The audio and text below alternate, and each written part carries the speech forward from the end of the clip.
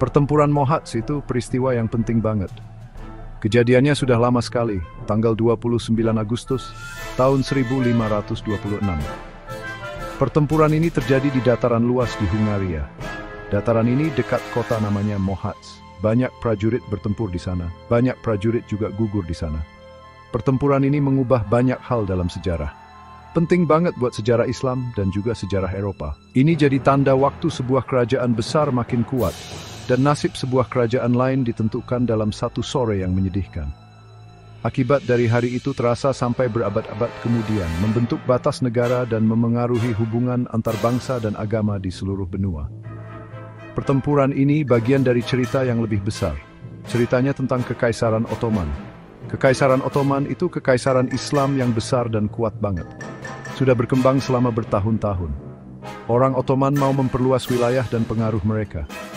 Mereka mengincar Eropa. Hungaria itu kerajaan Kristen. Hungaria menghalangi jalan Ottoman masuk ke tengah Eropa. Benturan antara dua kekuatan ini kayaknya nggak bisa dihindari, karena ambisi penguasa Ottoman dan letak Hungaria yang strategis. Dataran Mohacs jadi panggung pertemuan penting ini, tempat di mana takdir-takdir beradu dengan dahsyat. Pertempuran Mohacs sering dianggap sebagai titik balik. Buat Kekaisaran Ottoman, ini kemenangan besar. Ini menunjukkan kekuatan militer mereka. Mereka jadi bisa menguasai lebih banyak wilayah di Eropa. Buat kerajaan Hungaria, ini bencana besar. Raja mereka meninggal dalam pertempuran, tentara mereka hancur. Negara mereka jadi lemah dan terpecah selama bertahun-tahun. Kejadian ini menunjukkan gimana satu pertempuran bisa punya dampak besar dan lama, mengubah jalan sejarah bangsa dan kekaisaran. Ini mengingatkan kita kalau sejarah sering dibentuk oleh saat-saat penting penuh konflik dan perubahan. Mengerti soal Mohacs bantu kita paham penyebaran Islam, bantu kita paham kekuatan Kekaisaran Ottoman waktu itu.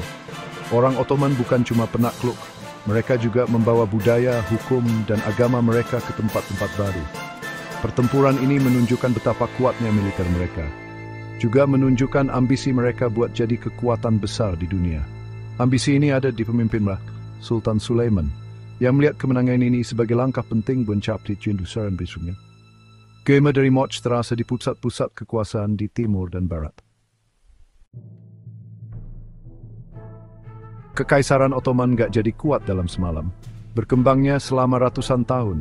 Awalnya cuma negara kecil di Anatolia, yang sekarang jadi Turki. Pemimpin Ottoman awal itu pejuang tangguh dan penguasa yang pintar. Pelan-pelan mereka memperluas wilayah. Mereka menaklukkan daerah-daerah di dekatnya. Mereka membangun tentara yang kuat. Tentara ini disiplin banget dan setia sama Sultan, penguasa Ottoman. Perluasan pelan-pelan ini jadi dasar buat kekaisaran yang nantinya menantang kekuatan-kekuatan besar di Eropa dan Timur Tengah. Keberhasilan awal mereka jadi bukti kehebatan militer dan kepintaran politik mereka. Salah satu kemenangan penting Ottoman di awal adalah penaklukan Konstantinopel tahun 1453. Konstantinopel itu ibu kota Kekaisaran Bizantium. Kekaisaran Bizantium sudah jadi kekaisaran Kristen besar selama 1000 tahun. Waktu Ottoman merebut Konstantinopel, mereka ganti namanya jadi Istanbul. Istanbul jadi ibu kota baru Kekaisaran Ottoman. Kejadian ini bikin kaget dunia Kristen. Ini menunjukkan kalau Ottoman itu kekuatan besar yang harus diperhitungkan. Jatuhnya kota kuno ini jadi simbol pergeseran kekuatan dunia, menempatkan Ottoman sebagai pewaris warisan kekaisaran besar. Setelah menaklukkan Konstantinopel, Ottoman terus memperluas wilayah. Mereka masuk ke Balkan di Eropa Tenggara. Mereka menaklukkan daerah seperti Serbia, Bosnia, dan Albania. Daerah-daerah ini sudah jadi Kristen selama berabad-abad. Orang Ottoman membawa Islam, tapi mereka sering orang Kristen dan Yahudi menjalankan agama mereka sendiri. Kebijakan ini namanya sistem millet, membolehkan adanya toleransi agama, walaupun orang non-Muslim kena beberapa batasan dan pajak. Kehadiran Ottoman di Balkan berlangsung ratusan tahun, meninggalkan jejak budaya dan agama yang kuat di wilayah itu. Di awal tahun 1500-an, Kekaisaran Ottoman jadi salah satu kekaisaran paling kuat di dunia. Mereka menguasai wilayah luas di Asia, Afrika, dan Eropa. Tentaranya ditakuti musuh-musuhnya. Angkatan lautnya menguasai Laut Mediterania bagian timur. Para sultan itu penguasa yang kaya dan berkuasa. Mereka membangun masjid, istana, dan bangunan umum yang megah. Masa ini jadi zaman keemasan buat seni, ilmu pengetahuan Ottoman.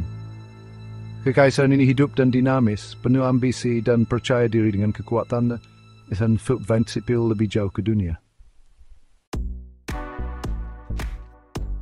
Tahun 1520, Sultan baru naik takhta Ottoman. Namanya Sulaiman. Di barat dia dikenal sebagai Sulaiman yang Agung. Di timur dia dikenal sebagai Sulaiman pembuat hukum. Dia penguasa yang ambisius dan cakap banget. Dia mau membuat kekaisaran Ottoman jadi lebih hebat lagi. Dia bermimpi memperluas batas wilayah dan menambah pengaruhnya. Dia melihat dirinya sebagai penakluk dunia, mengikuti jejak tokoh seperti Alexander Agung. Masa pemerintahannya jadi sama dengan puncak kekuatan dan pencapaian budaya Ottoman. Sulaiman itu komandan militer yang ahli. Dia sendiri yang memimpin tentaranya dalam banyak perang. Dia juga pengurus negara yang bijaksana. Dia memperbaiki hukum-hukum kekaisaran. Dia mendukung seni, arsitektur, dan ilmu pengetahuan. Di bawah pemerintahannya, Istanbul jadi kota yang megah, penuh masjid dan istana indah yang dirancang arsitek terkenal seperti Mimar Sinan. Dia nggak cuma fokus perang, dia juga mau menciptakan masyarakat yang adil dan tertib. Perbaikan hukumnya membawa tingkat keteraturan dan keadilan baru di kekaisaran yang luas itu, membuatnya dihormati di dalam dan luar negeri. Salah satu tujuan utama Sulaiman adalah memperluas kekuasaan Ottoman di Eropa. Dia melihat Hungaria sebagai sasaran penting. Hungaria itu kerajaan besar, tapi lagi banyak masalah. Sulaiman percaya kalau dia bisa menaklukkan Hungaria, itu akan membuka jalan buat Ottoman maju lebih jauh ke Eropa Tengah. Dia mau menantang Kaisar Romawi Suci dari Habsburg, penguasa Kristen paling kuat waktu itu. Ambisi ini menyiapkan panggung buat bentrokan langsung, karena Sulaiman siap mengerahkan sumber daya kekaisarannya yang besar buat perang. Cara berpikir strategisnya fokus pada keuntungan jangka panjang buat Ottoman. Sulaiman memulai perangnya melawan Hungaria di awal pemerintahannya. Tahun 1521, dia merebut benteng penting Beograd. Ini pukulan berat buat Hungaria. Ini menunjukkan kalau Sulaiman serius dengan rencananya. Jatuhnya Beograd jadi tanda peringatan buat seluruh Eropa. Ini menunjukkan mesin militer hebat yang dipimpin Sulaiman. Beberapa tahun berikutnya, Sulaiman fokus ke tempat lain, termasuk perang yang sukses melawan Rhodes. Tapi Hungaria tetap jadi tujuan utama dalam strategi besarnya buat dominasi Ottoman. Panggil disayapkan untuk pertemuan lebih besar lagi. Sementara kekaisaran Ottoman makin kuat, kerajaan Hungaria malah makin lemah. Hungaria itu kerajaan besar dan penting dalam sejarah di Eropa Tengah. Punya masa lalu yang membanggakan. Sering membela Eropa dari serangan musuh dari timur. Tapi di awal abad ke-16, Hungaria punya banyak masalah di dalam negeri. Para bangsawan sangat berkuasa dan sering bertengkar sendiri. Mereka nggak selalu nurut sama raja. Perpecahan di dalam ini bikin kerajaan susah melawan ancaman dari luar. Nggak adanya pemerintah pusat yang kuat jadi kelemahan besar. Raja Hungaria waktu itu Louis II. Dia masih muda banget waktu jadi raja. Umurnya baru 10 tahun. Dia bukan penguasa yang kuat atau berpengalaman. Dia susah mengendalikan bangsawan yang berkuasa. Kas kerajaan sering kosong karena bangsawan nggak mau bayar pajak. Artinya raja nggak punya cukup uang buat bayar tentara yang kuat. Pertahanan kerajaan jadi nggak terurus. Kelemahan keuangan ini sangat menghambat Hungaria buat siap-siap menghadapi ancaman Ottoman, bikin perbatasan mereka terbuka dan militer mereka nggak lengkap senjatanya. Selain itu, Hungaria juga terpecah secara agama. Reformasi Protestan sudah mulai menyebar di Eropa. Beberapa orang Hungaria pindah ke agama Protestan. Ini bikin tegang hubungan dengan mayoritas Katolik. Perpecahan agama ini menambah masalah politik.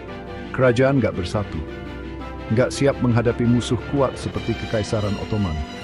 Fokus ke masalah agama di dalam negeri bikin perhatian dan sumber daya teralihkan, padahal bisa dipakai buat memperkuat kerajaan melawan serangan dari luar. Kurangnya persatuan ini jadi kelemahan fatal. Bangsawan Hungaria juga meremehkan ancaman Ottoman. Ada yang percaya Ottoman nggak bakal menyerang. Yang lain mikir kalaupun menyerang, Hungaria bisa gampang mengalahkan mereka. Seperti dulu di bawah pemimpin kayak John Hunyadi. Mereka lambat sadar betapa kuatnya Ottoman di bawah Sulaiman. Terlalu percaya diri dan kurang sadar ini bikin Hungaria nggak siap. Mereka nggak cukup minta bantuan ke negara-negara Kristen Eropa lainnya. Atau mungkin negara-negara itu terlalu sibuk dengan urusan mereka sendiri buat kasih bantuan besar. Section 5. Jalan menuju konflik, awan gelap berkumpul. Menjelang musim semi tahun 1526, Sultan Sulaiman memutuskan sudah waktunya buat perang besar melawan Hungaria. Dia sudah memperkuat kekuasaannya setelah menang di tempat lain, seperti di Rhodes. Dia mengumpulkan tentara besar, katanya lebih dari 100.000 orang, tapi jumlah pastinya susah dipastikan. Tentara ini termasuk pasukan elit Janissary, meriam yang kuat, dan pasukan berkuda yang ahli. Persiapannya besar-besaran, menandakan usaha sungguh-sungguh buat meraih kemenangan mutlak. Sulaiman sendiri yang akan memimpin pasukan hebat ini ke jantung Eropa, tujuannya menghancurkan perlawanan Hungaria selamanya. Tentara Ottoman mulai bergerak ke utara dari Istanbul bulan April 1526. Perjalanannya panjang dan susah. Mereka harus menyeberangi sungai dan gunung, cuacanya kadang buruk, tapi tentaranya teratur dan disiplin. Sulaiman memastikan pasukannya dapat pasokan dan ketertiban terjaga sepanjang jalan. Kabar majunya pasukan Ottoman pelan-pelan sampai ke Hungaria bikin khawatir, tapi nggak cukup bikin mereka bersatu. Besarnya pengerahan pasukan Ottoman jelas menunjukkan niat serius Sulaiman, tapi tanggapan Hungaria tetap terpecah dan lambat. Raja Louis II dari Hungaria mencoba mengumpulkan tentara buat membela kerajaannya. Tapi dia menghadapi banyak kesulitan. Para bangsawan lambat menjawab panggilan perangnya. Banyak yang segan meninggalkan tanah mereka tanpa pertahanan atau menyumbang pasukan ke tentara kerajaan. Uangnya sedikit buat bayar prajurit. Akibatnya tentara Hungaria jauh lebih kecil dari tentara Ottoman. Peralatannya juga kurang lengkap dan kurang pengalaman. Pasukan Hungaria yang terkumpul itu campuran dari pasukan bangsawan, tentara bayaran, dan petani bersenjata seadanya. Nggak sekompak prajurit profesional Ottoman. Walaupun banyak kekurangan, Raja Louis II memutuskan maju ke selatan buat menghadapi Ottoman. Dia berharap bisa menghentikan mereka sebelum terlalu jauh masuk ke Hungaria. Dia memilih dataran Mohat sebagai tempat bertempur. Itu daerah luas dan terbuka, dia pikir pasukan berkudanya bisa unggul di sana. Tapi keputusan ini dibuat tanpa menunggu semua bantuan datang, terutama dari Transilvania dan Kroasia. Ketergesa-gesaan ini mungkin presiden Polizei nasihat yang buruk jadi keselin fatal. Pimpinan Hungaria sangat tertekan, dan pilihan mereka mencerminkan darurat ini. Section 6, Hari Pertempuran, 29 Agustus 1526. Dua pasukan akhirnya bertemu di Medan Mohat tanggal 29 Agustus 1526. Hari itu musim panas yang panas. Tentara Hungaria, jumlahnya mungkin sekitar 25.000 sampai 30.000 prajurit, bersiap buat bertempur. Mereka punya pasukan berkuda, pasukan jalan kaki, dan sedikit meriam. Mereka dipimpin Raja Louis II dan komandan berpengalaman seperti Pál Tomori, Uskup Agung Kalocsa, yang pemberani, tapi mungkin terlalu agresif sebagai pemimpin militer. Orang Hungaria berharap pada serangan cepat dan menentukan dari pasukan berkuda berat mereka, taktik yang dulu sering berhasil.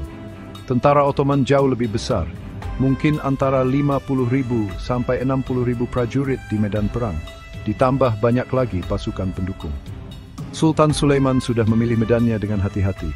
Dia menempatkan pasukannya dengan pasukan Anatolia di kanan, pasukan Rumelia, Eropa di kiri, dan pasukan elit Janissary serta meriam di tengah. Dia sendiri memimpin dari belakang mereka. Pasukan Ottoman sangat siap. Barisan mereka tebal dan meriam mereka ditaruh di tempat strategis buat bikin kerusakan maksimal ke musuh yang maju. Disiplin dan organisasi mereka beda jauh sama pasukan Hungaria yang lebih nggak teratur. Pertempuran dimulai sore hari. Orang Hungaria percaya diri dengan kekuatan pasukan berkuda berat mereka melancarkan serangan sungguh-sungguh. Sayap kanan Hungaria dipimpin Pál Tomori menyerang dengan ganas ke sayap kiri Ottoman. Awalnya mereka kelihatannya berhasil. Mereka berhasil memukul mundur pasukan Rumelia Ottoman. Kemajuan awal ini mungkin kasih harapan palsu buat orang Hungaria. Kelihatannya taktik sergapan tradisional mereka berhasil. Tapi Ottoman sudah siap buat serangan seperti itu, dan barisan mereka dirancang buat menahan serangan awal. Keberhasilan awal Hungaria ini nggak lama. Barisan Ottoman melengkung tapi nggak pecah. Waktu pasukan berkuda Hungaria maju, mereka dihujani tembakan keras dari meriam Ottoman dan Janissary yang bersenjata senapan. Janissary itu prajurit profesional yang sangat disiplin, dan tembakan serentak mereka sangat merusak. Komandan Ottoman dengan ahli menggerakkan pasukan mereka buat mengepung orang Hungaria yang maju. Dataran terbuka, yang diharapkan Hungaria menguntungkan pasukan berkuda mereka, cepat berubah jadi ladang pembantaian karena jumlah dan kekuatan tembakan Ottoman mulai terasa. Section 7, Taktik Ottoman, Disiplin dan Kekuatan Tembak. Kemenangan Ottoman di Mohacs bukan cuma karena jumlah mereka lebih banyak, tapi juga karena taktik militer dan organisasi mereka yang lebih unggul. Sultan Sulaiman dan para komandannya berpengalaman dan ahli. Mereka tahu cara memakai berbagai jenis pasukan mereka dengan efektif. Tentara Ottoman itu pasukan tempur modern di zamannya, menggabungkan pasukan berkuda tradisional dengan senjata mesiu. Gabungan ini terbukti sangat efektif melawan tentara Hungaria yang lebih tradisional, yang sangat mengandalkan ksatria berbaju zirah, dan kurang memakai unit senjata mesiu yang terpadu. Salah satu kunci strategi Ottoman adalah penggunaan meriam. Ottoman punya banyak meriam dan mereka ahli menggunakannya. Sebelum pertempuran, mereka sudah menempatkan meriam mereka dengan hati-hati buat menguasai medan. Waktu pasukan berkuda Hungaria menyerang, mereka langsung kena hujan tembakan meriam. Ini menyebabkan korban yang parah dan mematahkan semangat serangan Hungaria. Meriam-meriam itu bikin kacau dan bingung di barisan Hungaria, jadi lebih mudah buat pasukan jalan kaki Ottoman menyerang balik. Suara dan dahsyatnya tembakan meriam Ottoman saja pasti sudah menakutkan. Pasukan Janissary juga punya peran penting. Janissary itu pasukan jalan kaki elit tentara Ottoman. Mereka sangat terlatih, disiplin, dan setia sama Sultan. Mereka bersenjata senapan, itu senjata api yang kuat. Waktu ksatria Hungaria yang sudah lemah karena meriam sampai di tengah barisan Ottoman, mereka disambut tembakan senapan bertubi-tubi dari Janissary. Janissary tetap di posisi mereka dan bertempur dengan gagah berani. Kemampuan mereka menembak dengan terpusat jadi faktor penentu dalam memukul mundur serangan Hungaria dan membalikkan keadaan pertempuran. Taktik penting lain yang dipakai Ottoman adalah pura-pura mundur. Di beberapa bagian pertempuran, pasukan Ottoman pura-pura mundur. Ini dirancang buat memancing musuh maju ke dalam jebakan. Waktu orang Hungaria mengejar pasukan yang kelihatannya mundur ini, mereka seringkali malah dikepung pasukan Ottoman lain atau kena tembakan meriam dan senapan yang lebih gencar. Taktik ini butuh disiplin tinggi dari pasukan Ottoman. Ini mengejutkan anti zich instrukturkan kontrol jangkej itu menggunakan kerumit seperti itu di medan perang. Kelenturan taktik ini adalah sesuatu yang susah dilawan oleh Hungaria. Section 8, Tragedi dan Kemenangan. Akhir pertempuran yang brutal.